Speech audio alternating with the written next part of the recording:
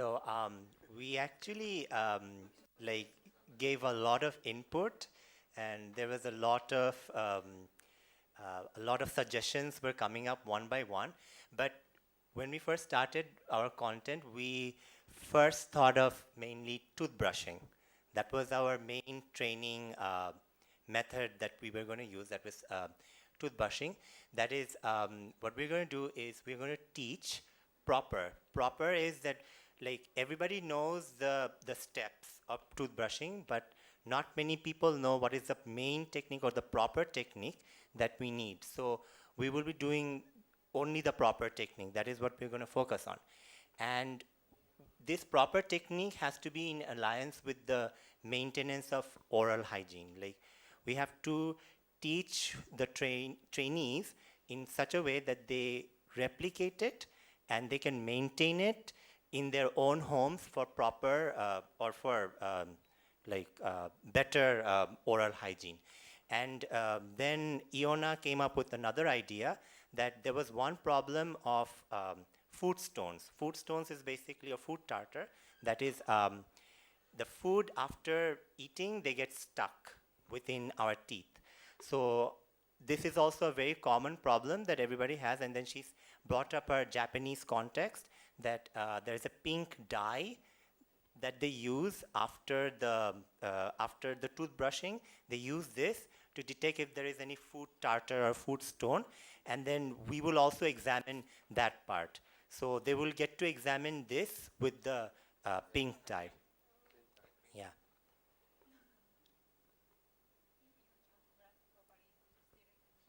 Still pink here. Yes. So we just brush around here, so we can understand this part is I can't usually clean properly. So as a result, as we compiled all these information, we got some objectives from this content. That is, our main objective is, or the goal is to maintain oral hygiene. This is our main goal, and specifically what we have is we must teach them proper timing of brushing. Some people might brush in the morning but forget in the late day. Some people do it in the late afternoon. But we have to teach them the main proper timing as well during our training session. Then, as Iona said, we will have to do the detection of the food stone or the food tartar that we all have. This will be another specific objective. And in alliance with this is to prevent dental caries or dental or oral diseases. That is, we will be teaching them the benefits of this proper technique. Another thing that we also brainstormed was that appropriate toothpaste to use. Not many of us know that within the toothpaste at the end, there are different colors. Like there's a black color, there's a red color, there's a green color. So not many people know which toothpaste to use. So we will also teach them, the trainees, that there is a proper toothpaste that they need to pick up while doing their training. Like, for example, a black color means for those people who have really severe oral hygiene, like betel nut chewers. So they will use the black one. And the green one would be for some other people. So like this was actually brought up by Sue, so I'm going to give the mic to her and she can explain it more better. Like, it's the same you explain. Like you explain the green and the other parts. Yes, for general, green is made from the herbal, and we can use this. And also, there is a mark for the fluoride content. And just when we buy the toothpaste, we notice about the price and also orders and like this. That's why we need to train about how these different colors, and we need to choose the right one for us. Thank you.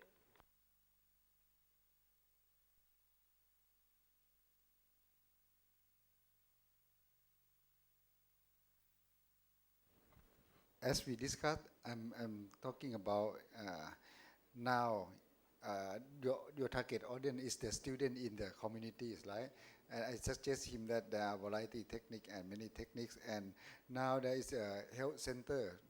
They can access more information, and after listening your presentation, I think it will be very useful for not the kid that for the primary school in just grade 5 or 6, just like refresh them. Now they enter the school in the very small one, kindergarten or primary school, grade 1 or grade 2. And after this, I think your objectives point to the growing up a bit. That's the Pathom 5, Pathom 6, that will be better. Okay, acceptable. Okay, now need to do training need assessment. So we have to visit the school to check. Okay, thank you. Group dental care.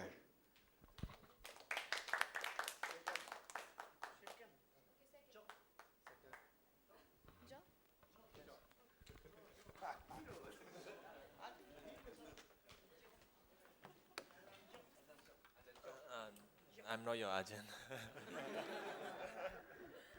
So welcome to group 2. So today our content is hand washing practice. Our target population is late primary school, 10 or 12 years old students in Thailand. So our objective is it. So our objective is we have to demonstrate the hand washing. Yeah, we have to demonstrate the hand washing practice and effective hand washing and the importance of hand washing practice in the school. And to apply the hand washing practice to the students to prevent the waterborne disease, the formite-borne disease, something like that, to the student. So our contents is also the same with the objectives. So the importance of hand washing and so material involvement in proper hand washing, and the next step is the 6th step of hand washing: how to wash and how to clean your hands. And when to wash. That's before you eat or after you go to the toilet, you have to wash your hands. Yeah. So materials is very simple: and soap and water. Yeah. Thank you. Oh. Yeah.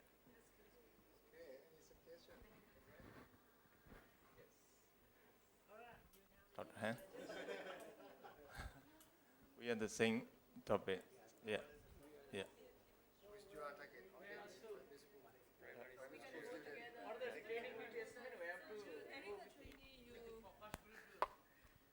So during the training, you speak in English or you just demonstrate? Oh, learning by doing.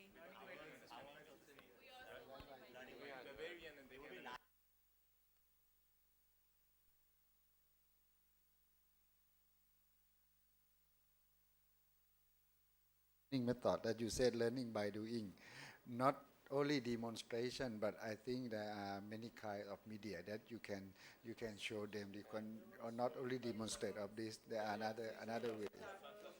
Yeah, that is another step that we have to design, and also the same that you need to do training need assessment, that they already know or not how to wash their hand, or you have another specific technique that more special than the ordinary one, like that one. I think that one is not ordinary. That is another refresh for the primary school, that is grade 5 or grade 6.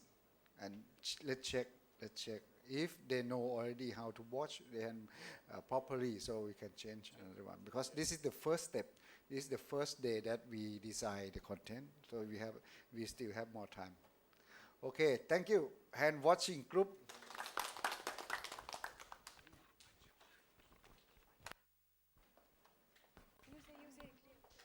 Oh.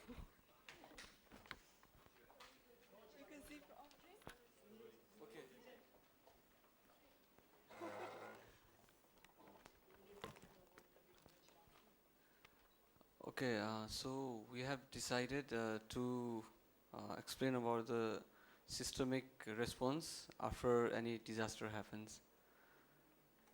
So, and our main objective is to provide the knowledge to the people about what is disaster and what is disaster response, and then we'll provide them about the basic tech. We'll make them aware about the basic techniques that can be used during disaster, like how to manage after the disaster or the panic situation happens in the community and afterwards.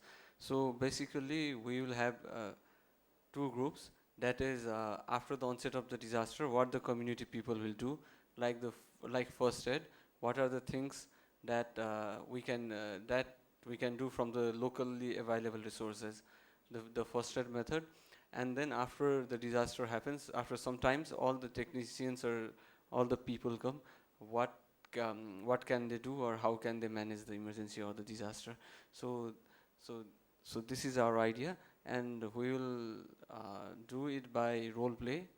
We'll be demonstrating it through role play, and also some audio visual ads. So that's it. Our target population is general community. It can be the students, any students or the passerby who pass in the way. We will be doing it in the open space. So our target audience is the students and the teachers from Mahidol University.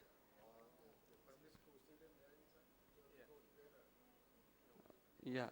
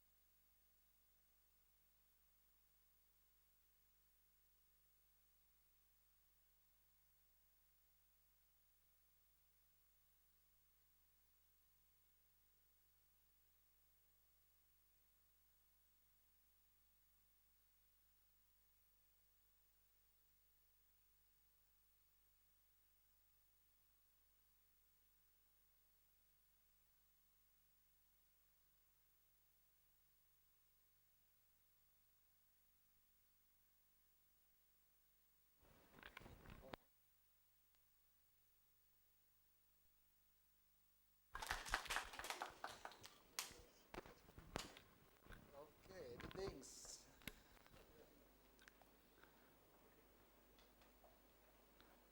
Yes.